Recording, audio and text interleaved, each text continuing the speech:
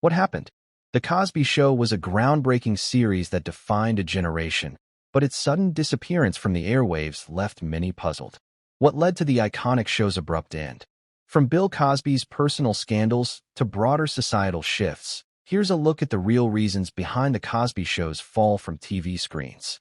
Bill Cosby's reign as America's dad once seemed untouchable, but it came crashing down amidst decades of allegations that forever altered his legacy. For years, he was a symbol of family values, comedy brilliance, and cultural progress. But that image disintegrated when accusations of misconduct finally broke into the mainstream. The fall was as shocking as it was messy, because this wasn't just about one man's reputation collapsing. It was about the erasure of one of television's most groundbreaking shows, a sitcom that had reshaped American culture and opened doors for representation on screen. The Cosby Show wasn't canceled because of poor ratings, creative burnout, or waning audience interest. It was erased because the man who created it, wrote it, and starred as its heart became a walking scandal. How did Bill Cosby, once celebrated as the ideal father figure, turn into one of the most controversial figures in pop culture history? The truth, as with most stories of power and fame, begins with a perfectly looking lie. When The Cosby Show first aired in 1984, it was unlike anything else on television. The show introduced audiences to the Huxtables, an upper-middle-class African-American family living in New York. Cliff Huxtable, played by Cosby himself, was a doctor. Claire, his wife, was a lawyer, and their 5 children filled the home with humor, conflicts, and relatable challenges. For millions of viewers, this family wasn't just entertaining, they were aspirational. The Cosby Show flipped the script on how black families were portrayed on television. Prior to its debut, most depictions leaned on stereotypes, poverty, or hardship. The Huxtables were different. Educated, professional, happy, and thriving in a comfortable home. Their success and intelligence challenged ingrained assumptions and offered audiences a fresh picture of what a black family could look like on primetime TV. Cosby drew much of the show's inspiration from his own life and comedy career. His stand-up routines often centered on parenting, family life, and the everyday absurdities of raising children. He wanted the sitcom to make people laugh, but also to teach valuable lessons about responsibility, education, and family values. Early on, he considered making the parents hold working-class jobs like taxi driver or electrician, but he eventually elevated them to doctor and lawyer. This was more than just a creative choice. It was a statement. By giving the Huxtables prestigious professions, Cosby sent a message that black families could embody success and achievement on television in a way that mainstream America wasn't used to seeing. The show was filmed in New York, and exterior shots used a real house to create authenticity, which made audiences feel that the Huxtables could be a real family living in their neighborhood. Casting the family was equally critical. Cosby personally selected the actors with great care, ensuring they fit his vision of the ideal sitcom family. Whitney Houston was even considered for a role, but her music career took precedence. Vanessa Williams was also in the running, but her duties as Miss America kept her from joining. Eventually, the chosen cast became iconic. Sabrina Lubaugh as Sandra, the eldest, Lisa Bonet as the rebellious Denise, Malcolm Jamal Warner as Theo, the only son, Tempest Bledsoe as Vanessa, and Kesha Knight Pulliam as Rudy, the adorable youngest daughter. Their chemistry and dynamic made the Huxtables feel real, warm, and funny. The Cosby Show was an instant success. Within its first season, it skyrocketed in popularity and soon became the #1 show on television. For 4 or 5 consecutive years, it reigned at the top, a feat few shows in television history have achieved. Its influence spread far beyond American borders. International audiences embraced the Huxtables as well, many seeing for the first time a black family portrayed with such dignity, humor, and prosperity. The show won countless awards and accolades, and Cosby's portrayal of Cliff Huxtable became iconic, especially his trademark colorful sweaters, which became a cultural trend of their own. Families tuned in weekly, not just for laughs, but also for lessons on education, responsibility, and resilience. The sitcom had become more than entertainment. It was a cultural milestone. Yet, behind the laughter and polished family image, shadows loomed. Decades later, allegations against Bill Cosby began to surface. painting a picture far different from the beloved father figure he portrayed on screen. Starting in the early 2000s, women began coming forward, accusing Cosby of sexual misconduct. They claimed he had drugged and assaulted them, some accounts going back decades. At first, many dismissed the accusations or didn't take them seriously. Cosby's clean image and towering reputation seemed untouchable. But the tide turned in 2014 when comedian Hannibal Buress referenced Cosby's alleged crimes in a stand-up routine. The clip went viral, reigniting public discussion and emboldening more women to share their stories. Soon, more than 60 women had come forward with strikingly similar accounts, sparking a cultural reckoning.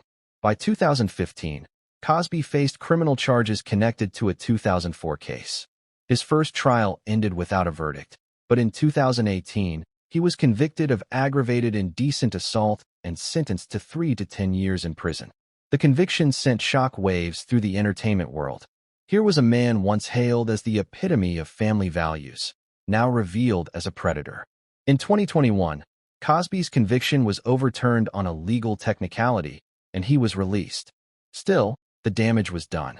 His reputation was irreparably shattered, and the allegations continued to overshadow any contributions he had made to entertainment. For many, the crimes could never be separated from the art.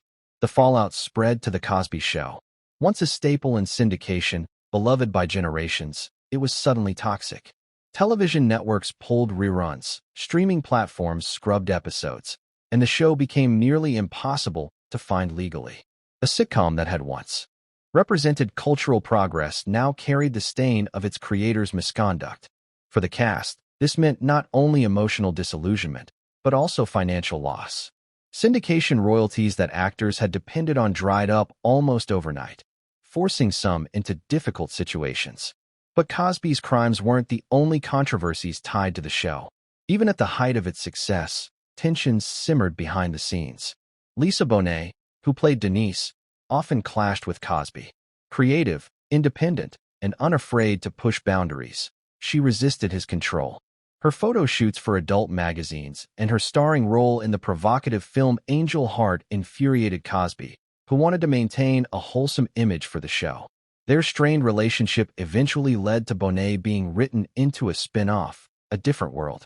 Though marketed as Denise's college journey, many suspected the real reason was Cosby wanting her off the main show. Later, Bonet reflected that she had always felt something was off about Cosby, though she hadn't fully understood why at the time. Other cast members also revealed troubling dynamics. Joseph C. Phillips, who played Denise's husband, alleged that everyone on set knew about Cosby's infidelities. While not everyone knew the full extent of his misconduct, whispers and rumors circulated long before the public reckoning. For many, this hindsight made the show's wholesome facade feel even more artificial. The cast's lives after the show varied widely, with some facing struggles that became tabloid fodder. Jeffrey Owens, who played Elvin, was photographed working at a Trader Joe's years after the show ended. Critics mocked him, but the acting community rallied to his defense, pointing out the instability of the profession and the fact that honest work should never be shamed. Sabrina Luboff expressed dissatisfaction with her role as Sandra, feeling underutilized by the writers. Malcolm Jamal Warner struggled with the direction of his later sitcom Malcolm and Eddie, which he criticized for perpetuating racial stereotypes. Kesha Knight Pulliam, beloved as Rudy, faced personal struggles in adulthood, including a bitter divorce that played out publicly. Even secondary figures connected to the show had complicated paths. Nicole Leach, a guest actress, staged a topless protest during Cosby's trial, writing the names of accusers across her body. Raven Simone, who charmed audiences as Olivia, later sparked backlash for controversial remarks about race. And Stacey Dash, who appeared in a minor role, faced her own controversies with arrests and polarizing political statements. Lisa Bonet's post-show life also made headlines, particularly her high-profile marriage to musician Lenny Kravitz and the upbringing of their daughter Zoe Kravitz, who would go on to become a star in her own right. Despite all the turmoil, The Cosby Show's cultural significance cannot be denied. At the time of its airing, it broke barriers in how Black families were represented on television. It shifted perceptions, proving that sitcoms could portray Black households as educated, affluent, and aspirational. Its influence paved the way for later shows like The Fresh Prince of Bel-Air and Blackish, which built on the legacy of representation. The show also addressed real issues like education, parenting, and adolescent struggles, packaging them in humor that resonated with audiences across racial and cultural lines. And yet, its legacy remains complicated. On one hand, it remains a groundbreaking work that reshaped television history. On the other, it was the creation of a man who used his fame and power to harm countless women. This contradiction has left audiences, critics, and even the show's own cast divided. Some still view the series as an important cultural artifact that should not be erased, while others find it impossible to separate the art from the artist. For many, the laughter of the Huxtable household is permanently tainted by the real-life darkness of its creator. The story of The Cosby Show ultimately reflects larger truths about fame, power, and accountability. It is a reminder that polished images can mask disturbing realities, and that the actions of one individual can tarnish the work and reputations of many others. The actors, writers, and crew members poured their talents into creating something meaningful. Yet, their legacies are now entangled with Cosby's crimes. The disappearance of the show from television and streaming catalogs is emblematic of how far his fall reverberated. Today, few people watch The Cosby Show. Unlike other classics that live on in syndication and streaming libraries, it has almost vanished. What was once a source of joy and family bonding has become a case study in the dangers of unchecked power and misplaced hero worship.